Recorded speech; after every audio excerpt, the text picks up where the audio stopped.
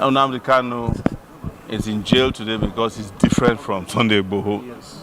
If Nnamdi Kanu were to be Sunday Igboho, he would be campaigning for Tinubu in the southeast now. Yes. Because it's the same terms that he gave to Sunday Igboho that he accepted that Nnamdi Kanu has rejected over the last 10 years. So please don't insult it. I don't know what he will do tomorrow, but the Nnamdi Kanu that I went to campaign for in Aba last week is not somebody, it will be, I don't even know what to call it, if it's a heresy to compare the two of them. As per Sunday Igboho, who I don't know too well, but I've always stated that their own brand of politics is what they call Amala politics in your state. It is politics of chop I chop. It is what they used to call during in the southeast or rub bombo. Rub my back, I rub your back. So, but what Sunday Igboho is going to quickly realize is that it is going to be in the hall of infamy. Yes. Like the Nzeribes of this world, who once said that if Babangida did not become president, he will kill himself. Yes. Right? Both him and Babangida have become invalid.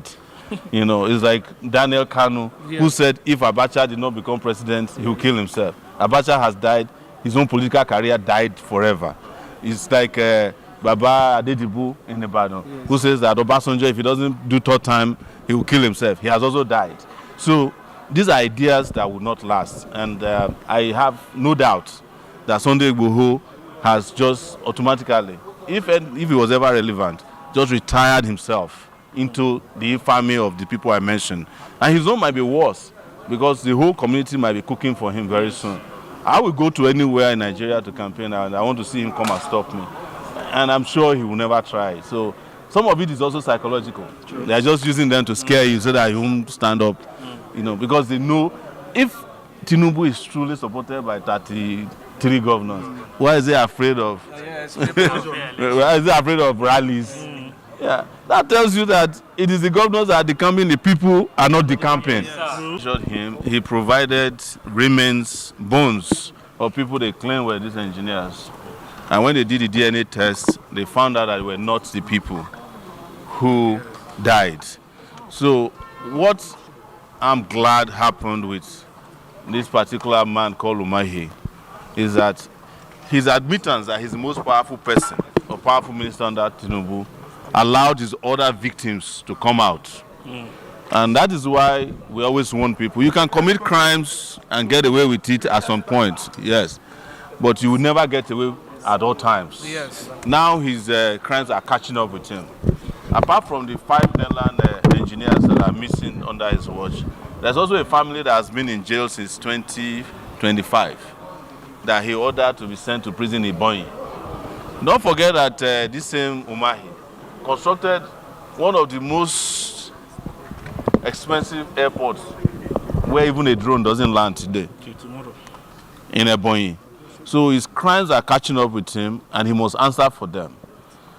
We are not asking that he should be fired alone. Umahi must be arrested and investigated, tried, and appropriately dealt with. So I'm sure more information will come out. You see, you can't just say that people disappeared because there's communal clash. But it's not the only place where there are communal clashes in Nigeria, where people disappear. We'll still find out what happened to them.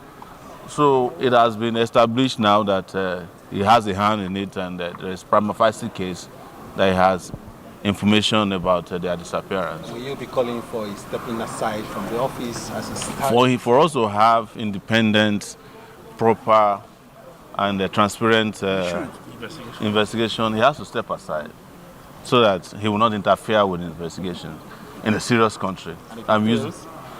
If he fails, he will step aside with the people who are protecting him when the time comes. All of them will be forced to step aside. Nigerians are not joking anymore. As you guys are aware, I spent last week in Aba, in Abia State, and I've never seen how determined people are, you know, and you can say whatever you want to say. It wasn't an IPOB event, there was not even an IPOB flag. Nothing. It was just the Nigerian people asking for a revolution. Yes. In Aba, in Ariara Market. Yes. And in front of soldiers, soldiers in their large numbers came, but they resisted them, and we had a great outing there. That's telling you that they're sending a message to the, they always tell you that some parts of the country based on ethnicity don't want Nigeria to be better, or because of religion they don't want the Nigeria that we call for. We are getting to find out, not for the first time, that there's unity of the oppressed. Yes. And we'll take it through to flush these guys out of our system. The killers, the corrupt people, and the dangerous politicians who have held Nigeria's future, past, present, and future to ransom. Yes. Sir, how will you describe the action of the Epstein minister of building a luxurious mansion for Nigerian judges? I didn't know that there were mansions until I saw the videos yesterday. He called them duplexes so that he can fool people. But this is what I will say to you. Nigerians should get to a point and listen to this, that if you are brought before a judge that collected house from Wike, just tell the judge to recuse himself. Very well. Simple. There's no judge who is going to take that mansion who can ever do justice in Nigeria. Yes. True. It's not possible. No judge. And this is not the first time judges are challenged when they are ethically compromised. Exactly. Gani Fawemi challenged Supreme Court justices who collected Mercedes-Benz from Babangida during Abiola's time. And they couldn't sit. And those Mercedes-Benz have now become extinct. The judges have died. Yes. But Gani's name and his position at that time remains forever. Any judge, even if this is a judge that's handling my case, if I hear that it's one of the judges that got the house, I'll tell him to recuse himself. There's no way I can get justice from a judge who is living in that mansion. In fact, the moment you get that house, you will not be living in Nigeria anymore. Yes. You will not think Nigeria, you won't behave Nigeria, you won't see Nigeria. Those are mansions that are meant for corruption. And those places should be reallocated immediately to doctors. Yes. Because doctors will save more lives. And I'm sure some of the doctors are willing to even share the apartment. True. So one of them can take like 10 doctors. Especially all these resident doctors, young, vibrant, and savvy. They are willing to just find a mattress to sleep. Why is Wike not building houses for teachers? Yes. Why are they not building houses for even all these policemen that are killing people on their behalf? And I heard that after giving houses to judges, the registrars and the court workers are complaining I came and gave them land too. Land, yes. So that he can corrupt them. Because those ones are saying we are the ones who help the judges carry out corruption, so also settle us. This is what I heard happened to some of the staff here. So there have been killings of civilians and soldiers in the last 2 weeks, and particularly in Katsina, Plateau. So what's your reaction to this? It's not only in Katsina and Plateau. The most amount of killings has been happening in Borno State, where battalions of soldiers are being wiped out. As we speak, Maiduguri is within the sight of Boko Haram. But I have said it here before, that it's just a matter of time. If we continue with these incompetent leaders and army generals and the defense minister, the guy who wanted to construct fence, yes, it's a matter of time before the whole country is overrun. Even the Abuja where you are surrounded. But I know all of us are in denial. Terrorists are also attacking a neighborhood in Abuja on a regular basis. They are attacking Kogi. The biggest terrorist camp in this area is based in Obajana. The second one is based in Suleja. There are terrorist camps very close to the law school. Yes. Very. That's overlooking the law school. There's a mountain there. We do the research. So those of you who are still in denial that it's Kogi or Borno, it's a matter of time. Except we change the players. The game can never change. Nobody is safe in this country. Not only that, in Ondo State, bandits, which is another alias name for terrorists, were found very close to the airport, close to maybe taking down an aircraft. They were arrested yesterday by the combined team of security agents at Akure Airport. That place is also surrounded. So what do I tell you? Everywhere is already under siege. So you better do something about it before it gets too late. All right, now you watch this video to this point. Now, this is what I was saying yesterday about the issue of Sunday Igboho.